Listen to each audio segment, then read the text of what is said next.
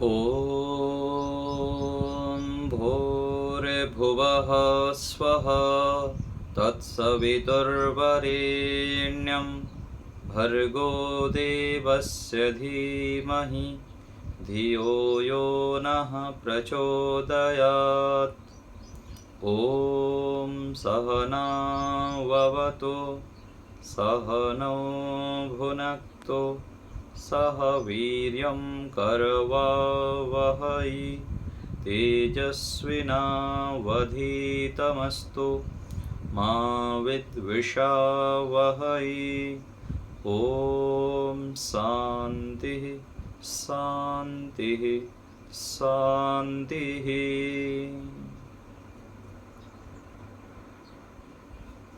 सभी को सादर नमस्ते। ईश्वर की महती अनुकंपा से हम इस समय आर्योद्देश्य रत्नमाला ग्रंथ का स्वाध्याय करते हैं। वेद को पढ़ना पढ़ाना और सुनना सुनाना सब आर्यों का परम धर्म है।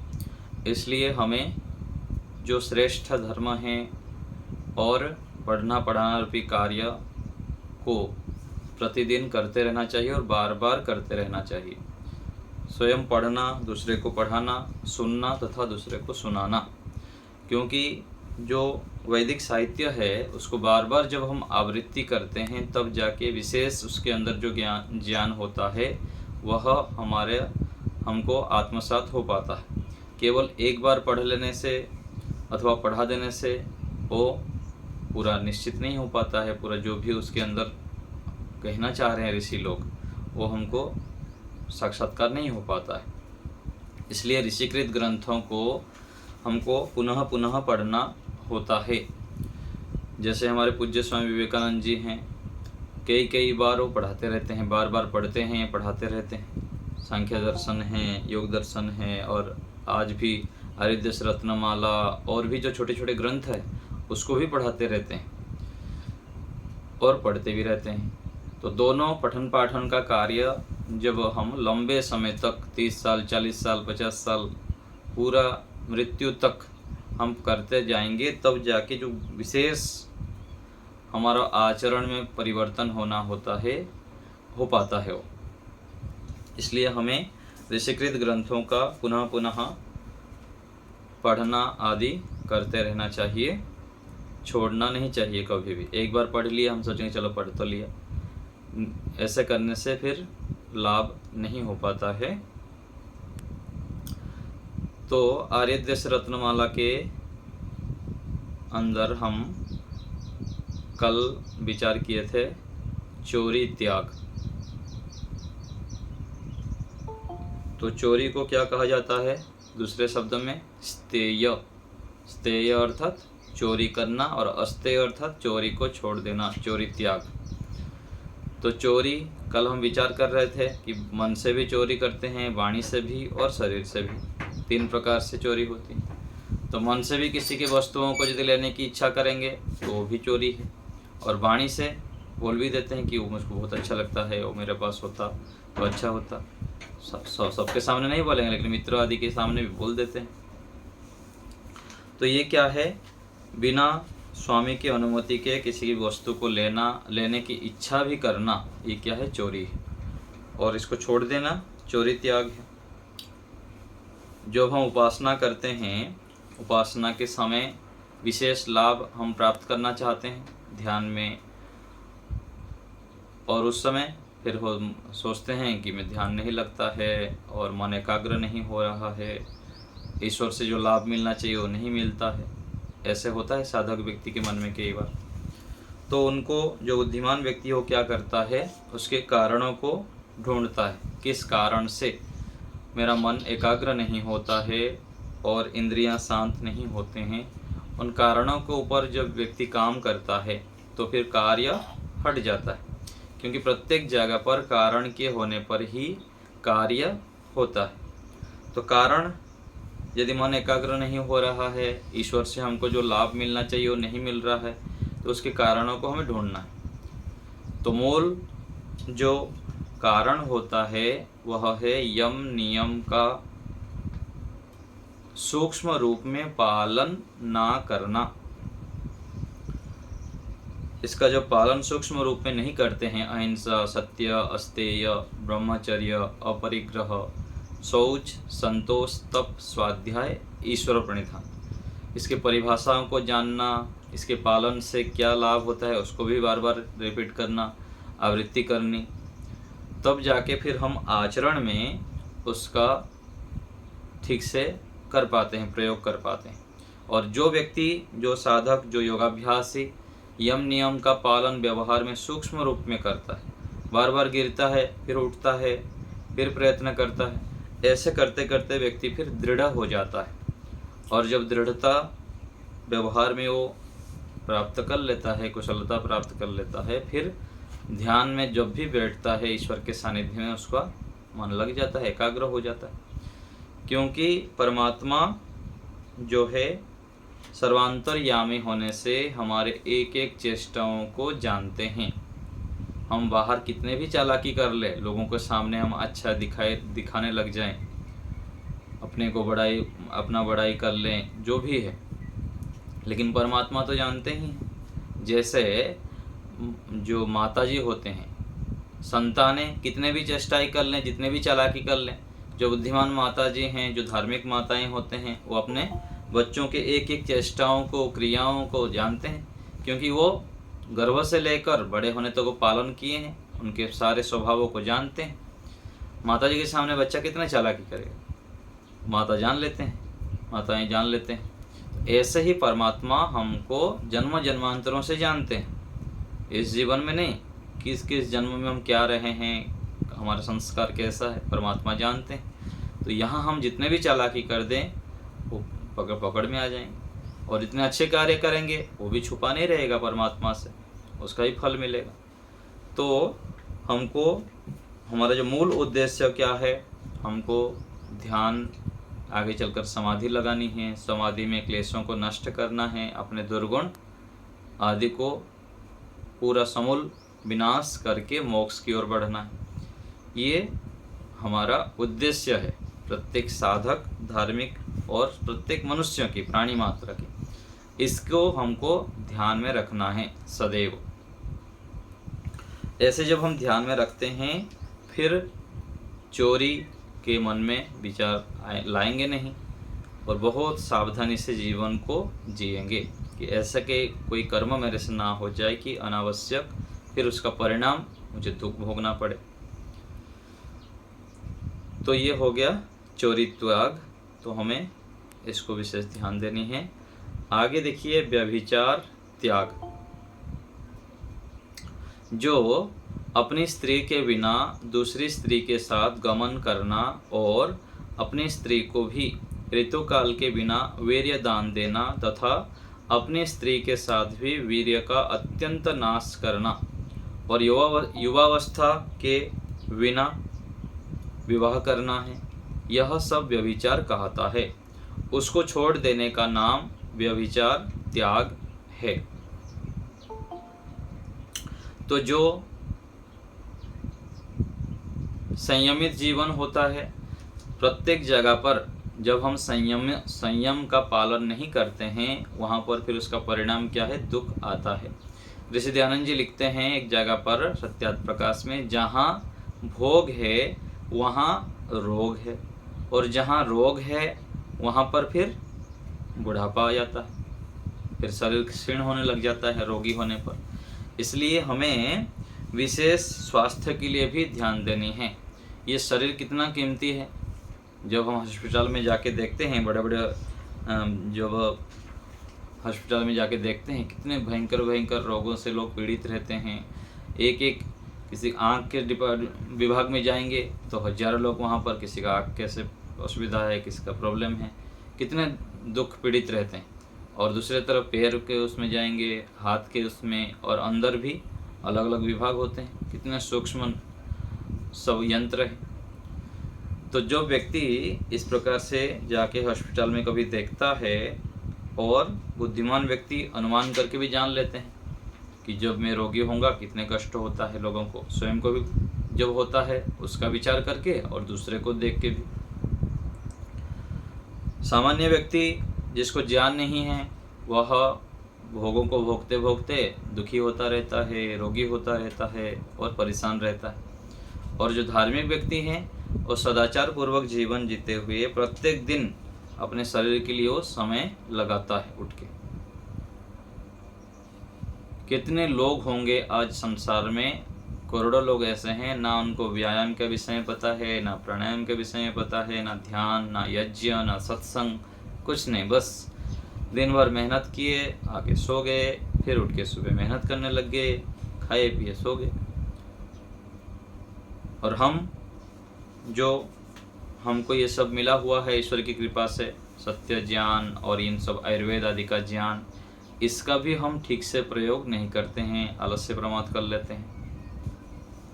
तो हमें यह ध्यान देनी है कि ईश्वर की कृपा से जो हमें सत्य ज्ञान, अच्छा ज्ञान प्राप्त हुआ है स्वास्थ्य को लेकर, उसको हमें ठीक से उपयोग करना है और स्वास्थ्य को विशेष ध्यान देनी है। प्रत्येक दिन व्यायाम, प्राणायाम, ध्यान करनी चाहिए।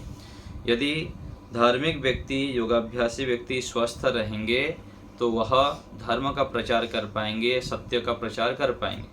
और उनके आचरणों को देख के कुछ प्रचार भी ना करें, उनके आचरणों को, व्यवहार को देख के भी लोग उनके आचरण को सुधारते हैं। तो इसलिए हमें भोगों का अभ्यास नहीं करना है। जो दुष्ट, व्यभिचार आदि कर्म हैं उनको छोड़ देना है, संयमित जीवन जीना है। इससे हम स्वस्थ रहेंगे, निरोगी रहेंगे और हमारे लक्ष्य की ओर हम बढ़ सकते हैं। आगे है जीव का स्वरूप। जीव का स्वरूप क्या है? जो चेतन, अल्पज्ञ, इच्छा, द्वेष, प्रयत्न, सुख, दुख, ज्ञान गुण वाला तथा नित्य है, वह जीव कहता है। तो ये जो आर्यदेश रत्नमाला है, इसमें जो कुछ परिभाषाएं हैं उनको हमको अच्छे से विचार करके मन मस्तिष्क में बिठा देनी चाहिए। तब क्या होगा, कोई कभी को पूछ लिया जीवात्मा का स्वरूप क्या है, परमात्मा किसे कहते हैं, जीवात्मा किसे कहते हैं, ये संसार क्या है, ये सब चीज़ें क्या है, फिर हम बता सकते हैं दूसरे को। तो जीवात्मा किसे कहते हैं, जीव कौन है, ये शरीर ही आत्मा है क्या, हम किसी को समझाना चाहेंगे तो वहाँ पर ये काम आएगा कि जीवात्मा का स्वरूप क्या है। जो चेतन है, चेतन अर्थात ज्ञान से युक्त है, जानता है। एक होता है चेतन, एक होता है जड़। तो जीवात्मा क्या है, चेतन है और अल्पज्ञ है। हम क्या है, अल्पज्ञ हैं। लेकिन अभिमान के कारण, अज्ञानता के कारण, हठ आदि के कारण व्यक्ति क्या करता है, अपने आप को बहुत ज्ञानी मान लेता है और पकड़ के चलता है, और उसके कारण फिर जो प्रगति होनी चाहिए वो नहीं हो पाती है। तो ये ध्यान रखनी है कि मैं अल्पज्ञ हूँ, हम जीवात्माएं अल्पज्ञ हैं और परमात्मा सर्वज्ञ हैं। माता पिता, गुरुजन आदि के सहायता से, कितने सारे लोगों से सीख कर ही हमारे पास जो भी ज्ञान है वह है, अभी वो भी थोड़ा सा है। तो चेतन, अल्पज्ञ, इच्छा, द्वेष, प्रयत्न, सुख, दुख और ज्ञान गुण वाला तथा नित्य जो है उसको जीव कहते हैं। एक होता है नित्य और दूसरा है अनित्य। नित्य पदार्थ यहाँ पर कितने हैं संसार में? 3 हैं। ईश्वर है, जीव है और प्रकृति है। मूल जो प्रकृति है। संसार तो अनित्य है, नष्ट होने वाला है, और शरीर भी अनित्य है। शरीर की अनित्यता को लेकर भी हमें निधिध्यासन करनी चाहिए कि शरीर अनित्य है, सदा रहने वाला नहीं है। ये जब निश्चय हो जाएगा तो क्या करेंगे हम? मान लीजिए कोई हमारे पास साधन है, कोई बोल दिया कि ये साधन तो 15 दिन बाद नष्ट हो जाएगा, तो उस 15 दिन में हम क्या करते हैं, उस साधन से जितना भी लाभ निकालना होता है वो निकाल लेते हैं, खराब हो जाएगा सोच के। ऐसे ही इस शरीर को भी हमें जब साधन रूप में हम शरीर का प्रयोग करेंगे तो इनसे जल्दी जल्दी अपना काम निकाल लेंगे। नहीं तो फिर आलस्य, प्रमाद आदि में नष्ट कर देंगे, शरीर का नाश हो जाएगा, उससे जो लाभ लेना था वो नहीं ले पाएंगे। ऐसे कहा जाता है कि शरीर जो है ना नींबू की तरह है। नींबू को जितना निचोड़ते जाओ वो क्या करता है, रस देता है, और नींबू को जितना निचोड़ेंगे नहीं तो उसका रस का हम लाभ नहीं ले पाएंगे। और उसमें भी जैसे नींबू तो है, अधिक निचोड़ देंगे तो फिर उसमें खटास आ जाएगा। ऐसे ही शरीर से भी अति नहीं करनी है, वहाँ पर समता का पालन करना है। अधिक निद्रा नहीं करना है, अधिक भोजन नहीं करना है, अधिक व्यायाम नहीं करना है, लेकिन करना है। अधिक के नाम लेके आलस्य प्रमाद नहीं करनी है, जो लाभ लेना है ले लेना है, लेकिन सब बुद्धिमत्ता पूर्वक। तो जीवात्मा का स्वरूप इच्छा, द्वेष, प्रयत्न, सुख, दुख, ज्ञान, ये जीवात्मा का स्वरूप है। जहाँ भी ये सब दिखेंगे वहाँ पर जीवात्मा है, चेतन है।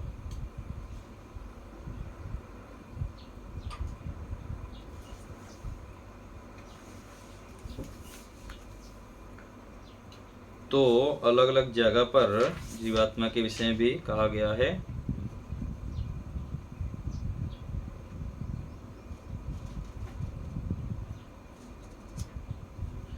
तो जीवात्मा को भी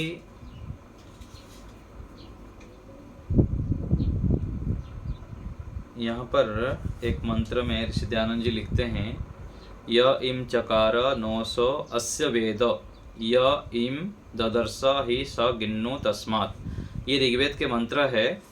इसमें ऋषि दयानंद जी अर्थ लिखते हैं कि जो जीव कर्म मात्र करते किंतु उपासना और ज्ञान को नहीं प्राप्त होते हैं, वे अपने स्वरूप को भी नहीं जानते हैं। जो कर्म, उपासना और ज्ञान में निपुण हैं, वे अपने स्वरूप और परमात्मा के जानने योग्य हैं।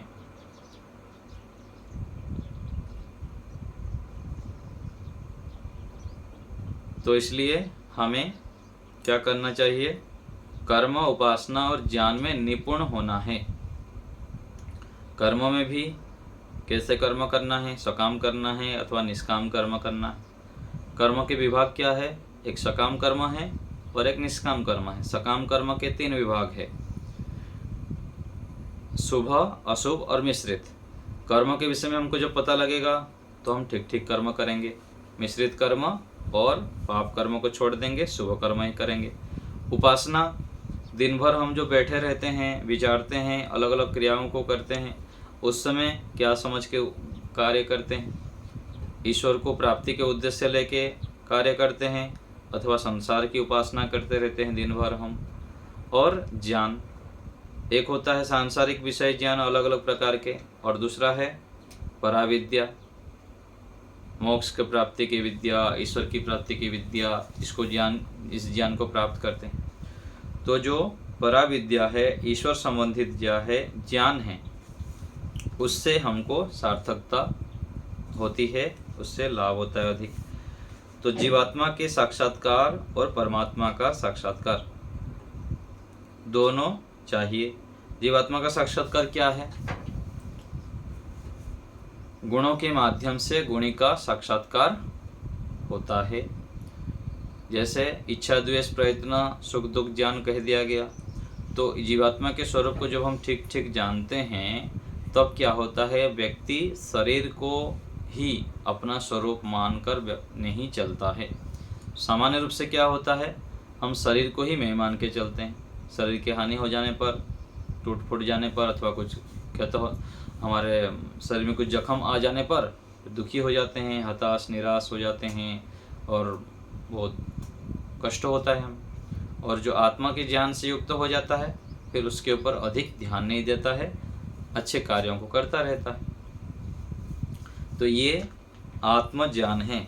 ऐसे ही परमात्मा का ज्ञान, परमात्मा के जो गुण हैं उस गुणों के माध्यम से गुणी का साक्षात्कार। आनंद गुण का उपासना करेंगे तो हम फिर आनंदित रहेंगे, प्रसन्न रहेंगे, सुखी रहेंगे। ज्ञान गुण का उपासना करेंगे तो हम ज्ञान गुण से युक्त हो जाएंगे। तो लंबे समय तक ईश्वर के एक एक गुण के ऊपर हमें उपासना करनी चाहिए। और उससे फिर हमें विशेष लाभ होता है। हाँ अलका माता जी बोलिए।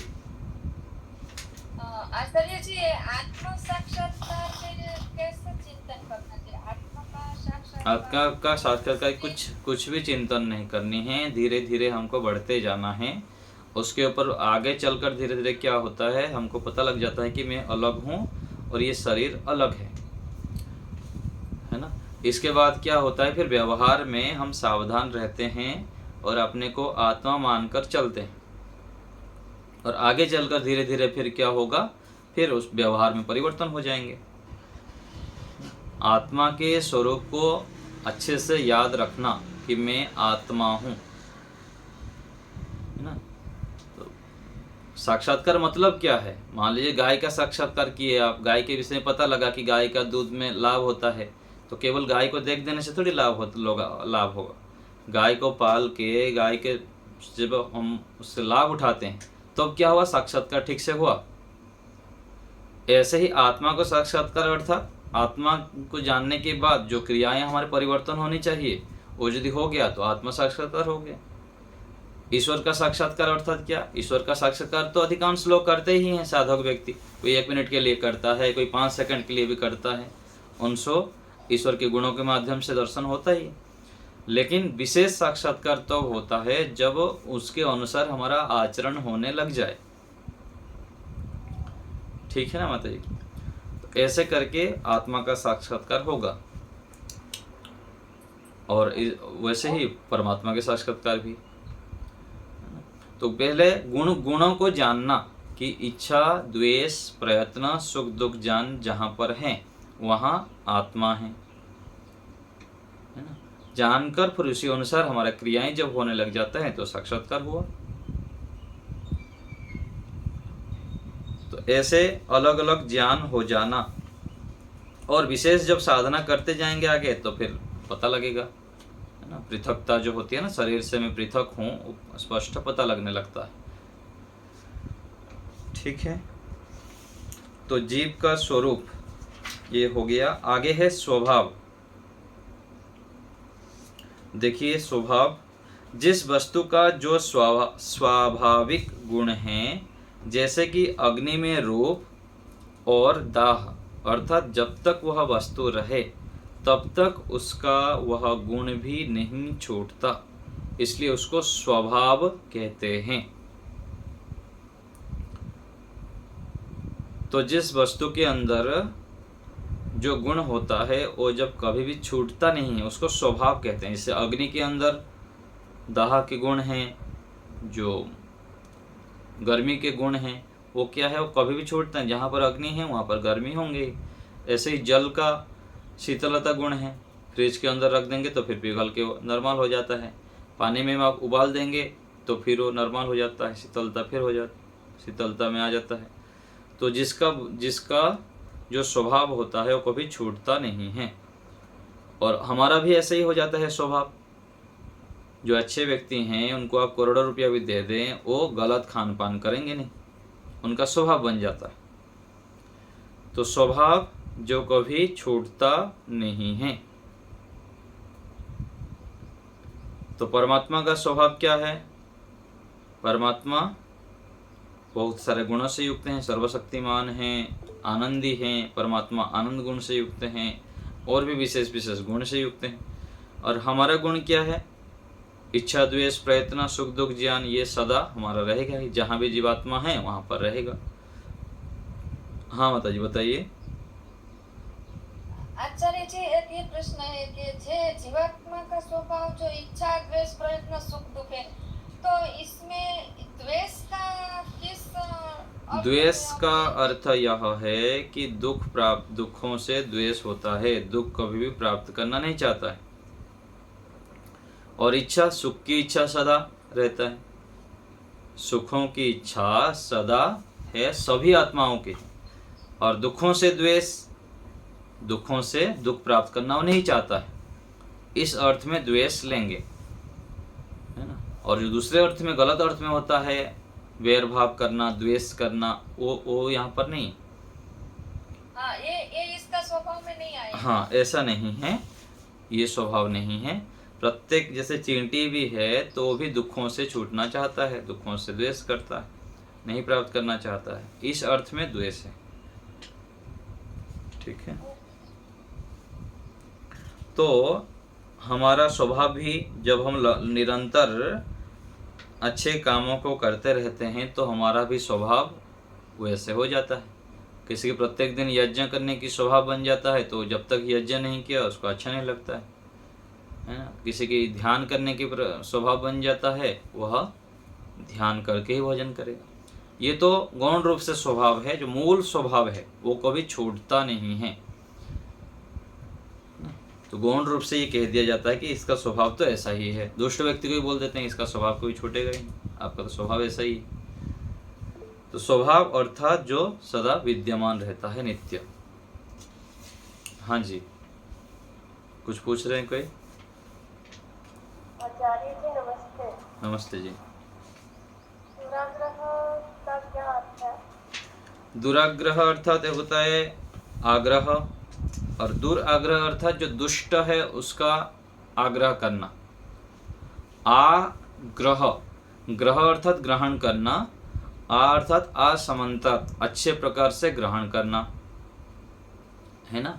तो एक आग्रह गलत अर्थ में प्रयोग होता है, लेकिन यहाँ जो आग्रह है वो अच्छे अर्थ में है ना, अच्छे प्रकार से चारों ओर से ग्रहण करना। और दुराग्रह अर्थात दुष्ट का आग्रह करना, है ना। जो दुष्ट स्वभाव है अथवा दुष्ट व्यवहार है और कुछ चीजें हैं, दुराग्रह मत करो बोलते हैं। तो दुष्ट स्वभाव का, दुष्ट गुणों का जब ग्रहण करते हैं तो दुराग्रह हो गया। ठीक है, तो दुराग्रह करना नहीं चाहिए। अच्छे गुणों के लिए तो अच्छे गुणों का ग्रहण करना चाहिए, चारों ओर से ग्रहण करना चाहिए, सदा ग्रहण करने के लिए तत्पर रहना चाहिए। और दुराग्रह गुण क्या है, फिर वो हानिकारक होता है। जब हम कोई अच्छी चीज कोई बता रहा है, अब उसको मानेंगे नहीं, आग्रह करेंगे, दुराग्रह करेंगे, नहीं मैं तो ऐसा ही मानूंगा, तो वह हानिकारक है। तो इसलिए उसको छोड़ देना चाहिए। तो स्वभाव एक बोला जाता है कि मनस्यन्यत वचस्यन्यत कर्मण्यन्यत दुरात्मना। जो दुरात्मा व्यक्ति है उसका स्वभाव क्या है, मन से कुछ बोलता है, वाणी से कुछ और शरीर से कुछ आचरण करता है। और जो श्रेष्ठ आत्मा है, धर्मात्मा है, उसका स्वभाव क्या होता है, मन से जैसे सोचता है, वाणी से भी वैसे बोलता है और कर्म से भी उस प्रकार क्रियाएं करता है। तो जो ईश्वर के उपासक होते हैं वो क्या है, सरल होते हैं और अच्छे स्वभाव से युक्त होते हैं। वो ये सब चीज़ें स्वतः ही उसके मन से हट जाता है, गलत जो व्यवहार है, गलत स्वभाव है, वो अच्छे स्वभाव से युक्त हो जाता है, विनम्र, सरल, मृदु स्वभाव वाला हो जाता है। तो ईश्वर के जो स्वभाव है उनकी उपासना करने वाला उस स्वभाव से युक्त हो जाता है। इसलिए प्रत्येक दिन ईश्वर की उपासना में हमें समय लगाना चाहिए, कम से कम ब्रह्म मुहूर्त में सुबह उठकर और शाम के समय। और दिन भर भी प्रत्येक कार्य करते समय ईश्वर को नहीं छोड़ना चाहिए। ईश्वर सर्वव्यापक हैं, सदा हमारे पास रहते हैं। यह अनुभूति बनाए रखते हुए हमें प्रत्येक कार्यों को करना चाहिए, तब फिर हम श्रेष्ठ दिव्य स्वभाव से युक्त हो जाते हैं। तब क्या होता है, जो हम चाहते हैं फिर उसकी वो मिल जाता है हमें। हमारा चाहना क्या है, यही तो अभी है, इच्छा और द्वेष। जो अच्छी चीज़ों की हमारी इच्छा है, हमको स्थिर सुख चाहिए, उससे हम युक्त हो जाते हैं। और जो नहीं चाहते हैं, द्वेष जिससे है हमारा, उससे फिर दूर हो जाते हैं स्वतः रूप में, जब हम ईश्वर के अनुकूल आचरण करते जाते हैं। तो आज यहीं रखते हैं।